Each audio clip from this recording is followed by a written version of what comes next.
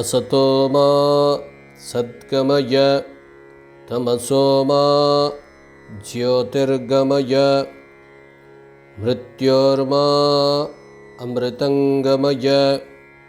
ॐ शान्तिः शान्तिः शान्तिः। श्रीगुरुभ्यो नमः। हरिः ॐ। प्रियाः संस्कृतबान्धवाः,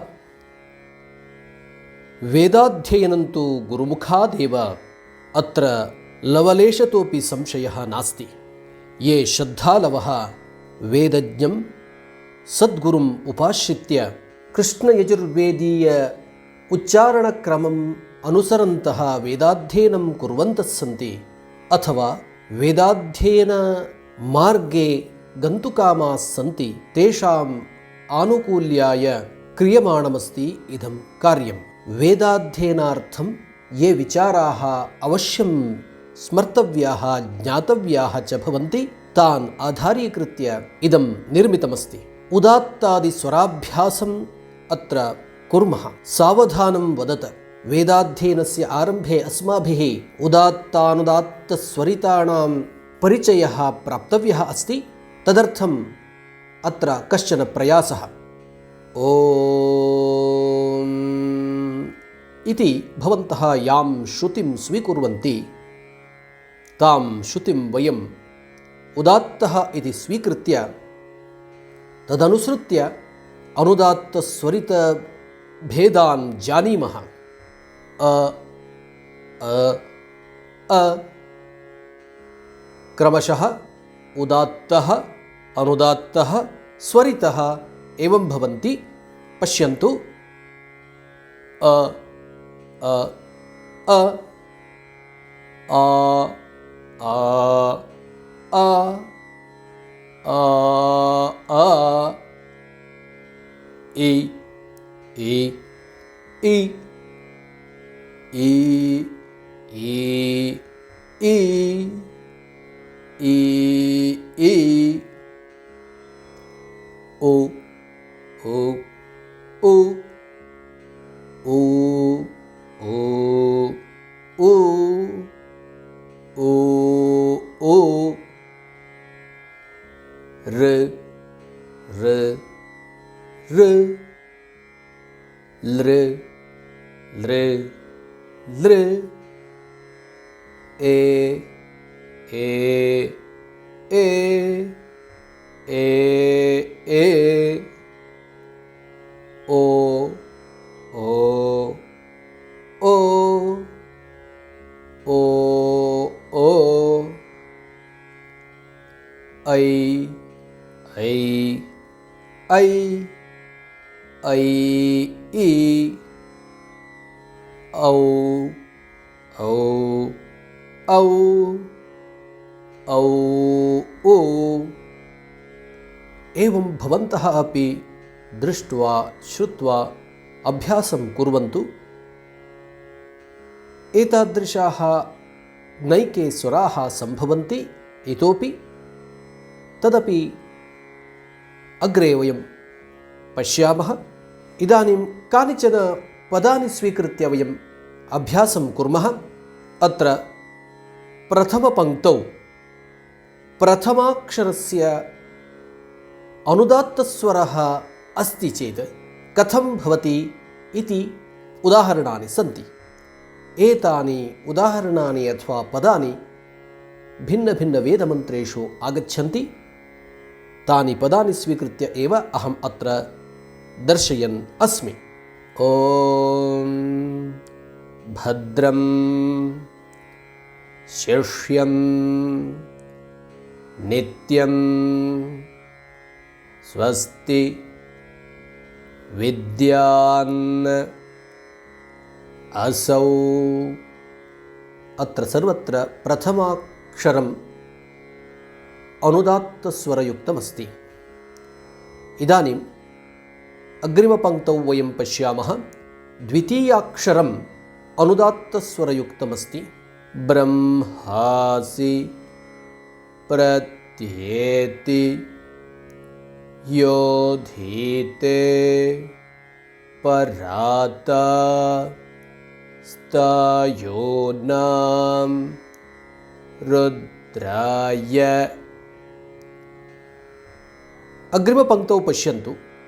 प्रथमाक्षरम् अन्तिमाक्षरञ्च अनुदात्तस्वरयुक्तं भवति। तत् कथं वक्तव्यम् इति अभ्यासं कुर्मः। स्वस्ति नो नस्तार्क्ष्यो प्रत्यक्षं स्तेनानां बाहुभ्याम् अवत्वम्। इदानीम् अग्रिमपङ्क्तौ पश्यन्तु।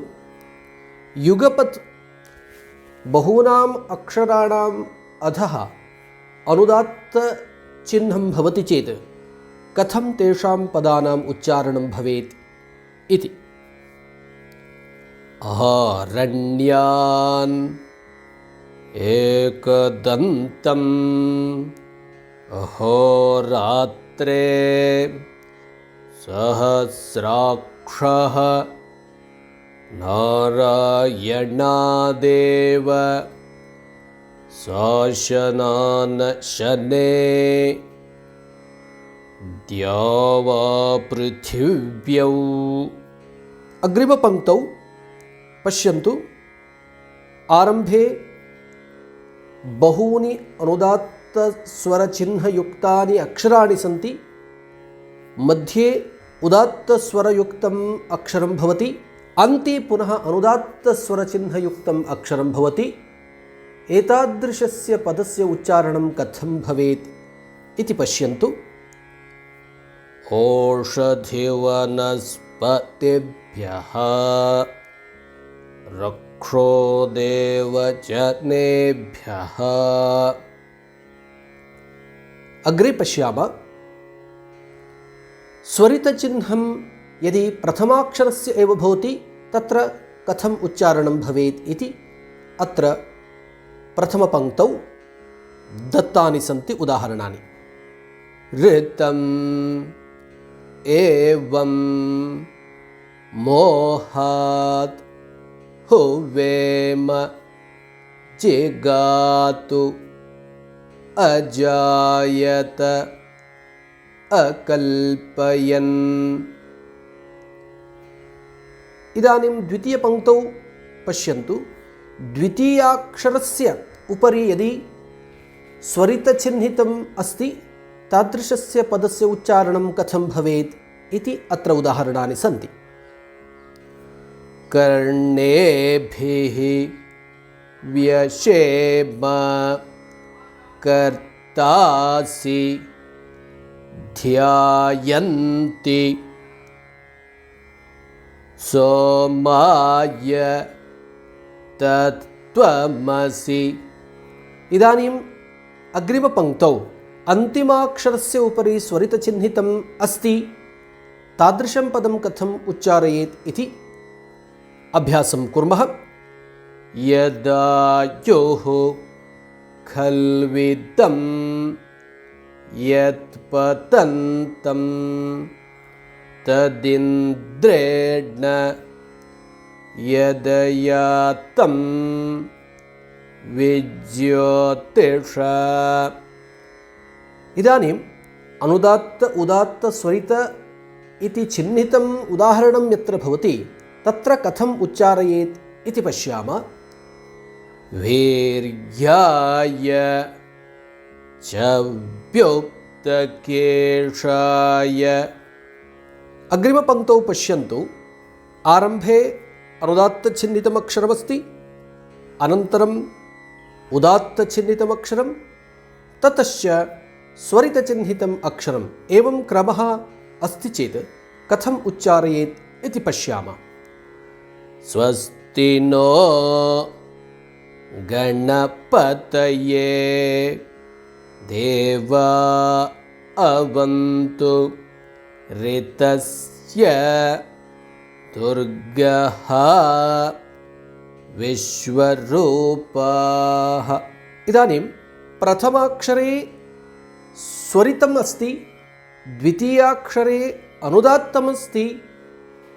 एवं प्रकारः अस्ति चेत् कथं तत्र उच्चारणं भवेत् इति पश्यन्तु। बहुला दुरित नः पूषा प्रभास अलक्ष्मीः तन्वानाः। अग्रे पश्यामः। प्रथमाक्षरं स्वरितचिह्नितं, मध्ये उदात्ताक्षरम्, अनन्तरम् अनुदात्ताक्षरं यत्र भवति तादृशशब्दानाम् उच्चारणं वेदे कथं भवेत् इति वयं पश्यामः। गेरेत्रतां न ओक्षितं जोषस्व भूयासं रमन्ते उपसर्पन्ति रथन्तरम्। अग्रे पश्यन्तु। प्रप्रथमाक्षरे एव स्वरितमस्ति, द्वितीयाक्षरे अनुदात्तं, पुनश्च तृतीयाक्षरे स्वरितम्। एतादृशमस्ति चेत् कथम् उच्चारणं कुर्यात् इति पश्यन्तु। मनुष्याः राजन्यः एषव्यः। इदानीं प्रथमाक्षरे अनुदात्तचिह्नितं, द्वितीयाक्षरे उदात्तं, तृतीयाक्षरे स्वरितं, पुनश्च चतुर्थाक्षरे अनुदात्तं यत्र चिह्नितं भवति तत्र उच्चारणं कथं भवेत् इति अवलोकनं कुर्वन्तु। संवसानो त्रिपादस्य बभूवते उतैनं गोप हविषो यज्ञे सुपथाराये। अग्रे वयं दीर्घस्वरिताभ्यासमपि कुर्मः। प्रप्रथमम् अकारस्य उपरि कुत्रचित् दीर्घस्वरितं दृश्यते, तादृशम् उदाहरणं पश्यन्तु। अत्र वक्तारं सर्वं भव्यं व्यात्तं पुष्पं स्वञ्चं सुवीर्यं सोमम्। इदानीम् आ इत्यक्षरे यत्र दीर्घस्वरितं भवति तत्र उच्चारणं कथं भवेत् इति अवलोकनं कुर्वन्तु। स्वाहा मनुष्या एका अक्षरां स्वाञ्च अग्ने रसा च ब्राह्मणो गणानाम्। इदानीम् इ इत्यत्र दीर्घस्वरितं कुत्रचित् दृश्यते, तत्र उच्चारणं कथम् इति पश्यन्तु। गणादिं ब्रह्मणस्पतिं। अग्रे इ इत्यक्षरस्य उपरि दीर्घस्वरितचिह्नं यदि दृश्यते तत्र उच्चारणं कथं भवेत् इति अवलोकनं कुर्वन्तु। श्रीर्मे अलक्ष्मीर्मे वर्णादि ईश्वरी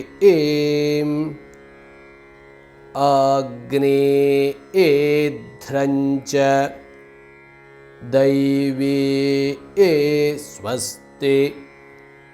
इदानीम् उ इति दीर्घस्वरितचिह्नितं यत्र भवति तत्र कथम् उच्चारणं कर्तव्यम् इति पश्यन्तु।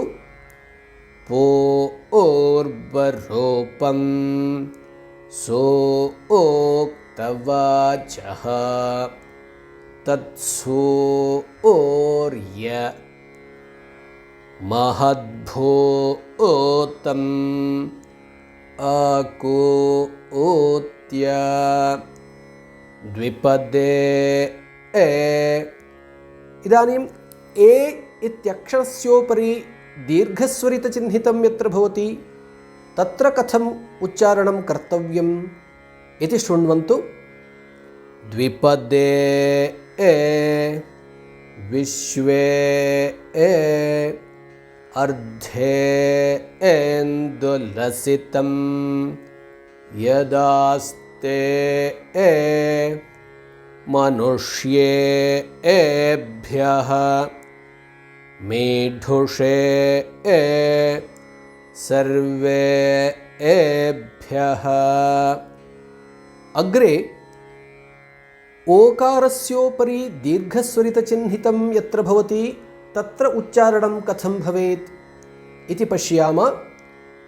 पादो अस्य गृह्णानो अस्माकं नमो तद्विष्णो यो अप्सु द्रप्सो अग्नये।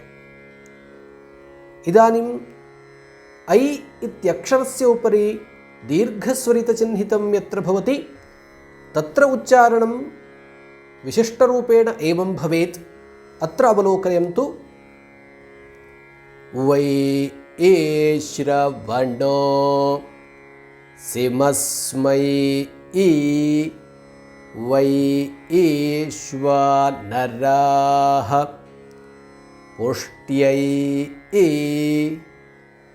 विश्वैर्देवैः गोभिरश्वैः।